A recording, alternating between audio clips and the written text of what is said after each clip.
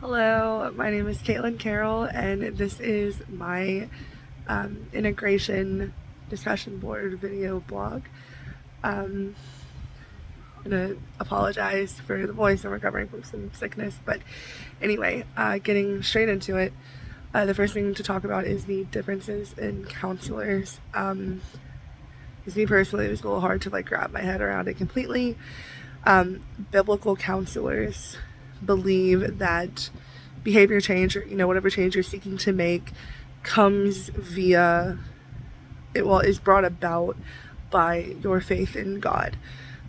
Christian counselors believe that your behavior change, or whatever you're looking to change, can come through a lifestyle change or through your faith in God.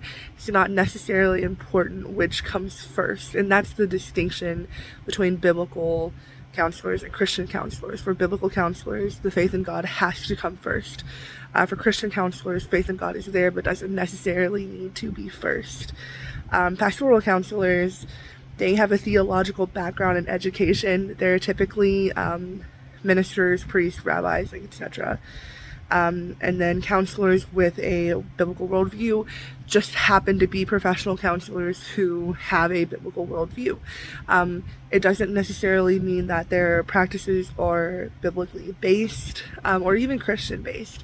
That just means the counselor themselves happens to have a Christian worldview.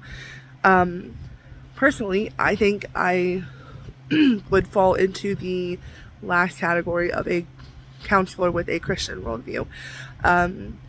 I highly respect other people's opinions and their worldviews. I don't often talk about my worldview, and I try very hard to make it a point to not really talk about it much, for various personal reasons. I wasn't raised Christian, so it's not ingrained feature in my mind.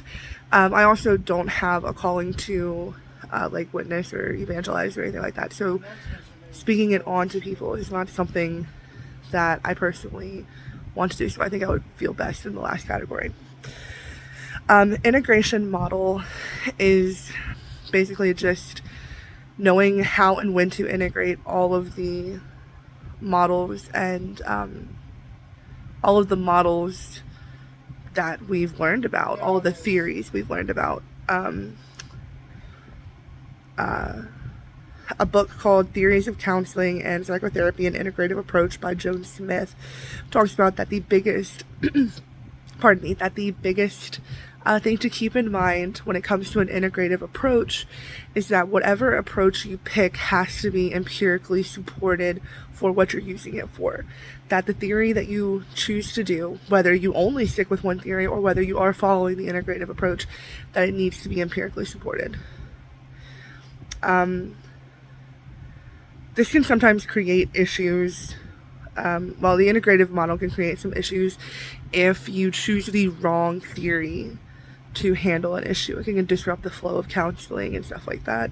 The ACA code, this is a personal values code, which basically talks about counselors need to be aware of, and by extension, avoid imposing their own beliefs onto other people. This is critically important because you don't want to shut down your client by imposing your own beliefs onto them.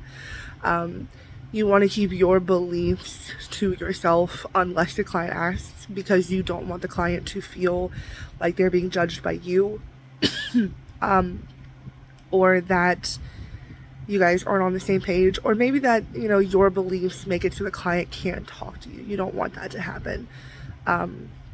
So it's important not to impose your own beliefs. Thank you.